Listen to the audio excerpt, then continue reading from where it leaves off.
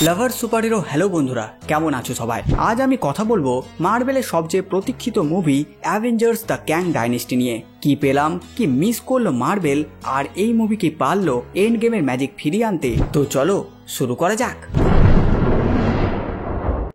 গত 2 মে 2025-এ মুক্তি পেল অ্যাভেঞ্জার্স ক্যাং ডাইনেস্টি। এটা এমন একটা মুভি যার হাইপের দরকার ছিলই না, দর্শক এমনিতেই অপেক্ষায় ছিল, তাই এর কোনো টিজার বা ট্রেলার স্টুডিও রিলিজই করেনি। একদম ডাইরেক্ট মুভি। এই মুভির কাহিনী ক্যাং দ্য কনকারারকে ঘিরেই। এবার সে ফিরে এসেছে একেবারে ফুল পোটেন্সিয়াল নিয়ে, তার অসংখ্য ভেরিয়েন্টস আর সেনা নিয়ে। আর আমাদের অ্যাভেঞ্জার্সের পুরনো এবং নতুন সদস্যরা একসাথে মিলে চেষ্টা করছে তাকে থামানোর। গল্পে আছে টুইস্ট, ইমোশন আর প্রচুর অ্যাকশন সিন। এবার ক্যাং কি জিততে পারবে? এই জন্য আপনাদের মুভিটি দেখতে হবে। জনাথন মেজর্স যেভাবে ক্যাং এর চরিত্রকে ফুটিয়ে তুলেছে সেটা এক কথায় দুর্দান্ত। তার মধ্যে একটা আলাদাই আতঙ্ক আছে যা থ্যানোসের থেকেও আলাদা। অ্যাভেঞ্জার্স এর এই নতুন টিমে নতুন চেহারা, যেমন স্যাম উইলসন মানে নতুন ক্যাপ্টেন আমেরিকা, স্যাংচি এবং জকিন টরেস মানে নতুন ফ্যালকনের চমৎকার ছিল। আর পুরনো হিরোদের মধ্যে অ্যান্টম্যান, ডক্টর স্ট্রেঞ্জ এবং ক্যাপ্টেন মার্ভেল বেশ ভালো স্ক্রিন টাইম পেয়েছে। ভিজুয়াল ইফেক্টস নিয়ে কোনো সন্দেহ নেই, মার্ভেল এবার বাজেট উজাড় করে দিয়েছে। বিশেষ করে ব্যাটল সিকোয়েন্সগুলো ছিল চোখ ধাঁধানো। অ্যাকশন সিনগুলো একের পর এক এনার্জেটিক, যেটা মনে হচ্ছিল নিজেরাও যুদ্ধের মধ্যে ঢুকে গেছি।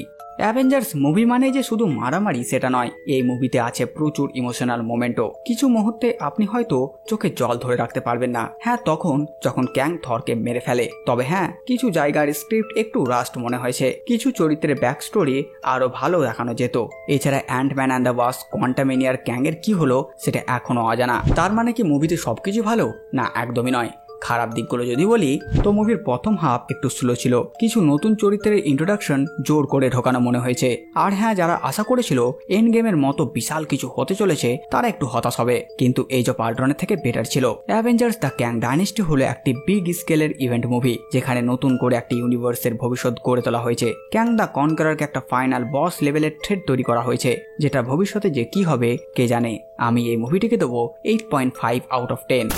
যেটা বলছিলাম, তো বন্ধুরা, আমাদের ইউনিভার্সে অ্যাভেঞ্জার্স ক্যাং ডাইনেস্টি তো রিলিজ হয়নি, কারণ আমরা সবাই জানি যে আমাদের ইউনিভার্সে অ্যাভেঞ্জার্স ক্যাং ডাইনেস্টি ক্যান্সেল হয়ে গেছে। আর তার বদলে আমরা আরডিজেকে অ্যাজ ডক্টর ডুম হিসেবে দেখতে চলেছি আগামী অ্যাভেঞ্জার্স ডুমসডে মুভিতে। মানে আমাদের ইউনিভার্সে অ্যাভেঞ্জার্স ক্যাং ডাইনেস্টির এখন কোনো অস্তিত্বই নেই। কিন্তু হয়তো কোন ইউনিভার্সে সেই মুভিটি রিলিজ হয়েছে, কারণ যেহেতু যদি আমাদের ইউনিভার্সে সেটি ক্যান্সেল না হতো তাহলে গত 2 তারিখে আমরা সেই মুভিটি দেখতে পেতাম। কিন্তু যেহেতু অন্য ইউনিভার্সে সেই মুভি রিলিজ হয়েছে, তাই আমার কোনো ভেরিয়েন্ট আপনাদের সেটার রিভিউ দিল। আমি জানি না সে কী বকেছে, আপনারা জানান আপনাদের কেমন লেগেছে সেটি। যদি আপনাদেরকে তার রিভিউ ভালো লেগেছে তো কমেন্টে লিখে অবশ্যই জানাবেন আমার ভেরিয়েন্টের রিভিউ আপনাদের কেমন লেগেছে। তো বাস বন্ধুরা, এই ভিডিও বাস এতটুকুই। আপনারা কমেন্ট করে জানান ভিডিও আপনাদের কেমন লাগলো। সাথে সাথে আমার এই কাজ যেটা আপনাদের ভালো লাগে ভিডিওটি লাইক, চ্যানেলকে সাবস্ক্রাইব করে দেবেন। তো আমি আসলে নতুন ভিডিও নিয়ে, আমি সালমান প্রিন্স, আর আপনারা দেখছিলেন কমিক্স লাভ বং।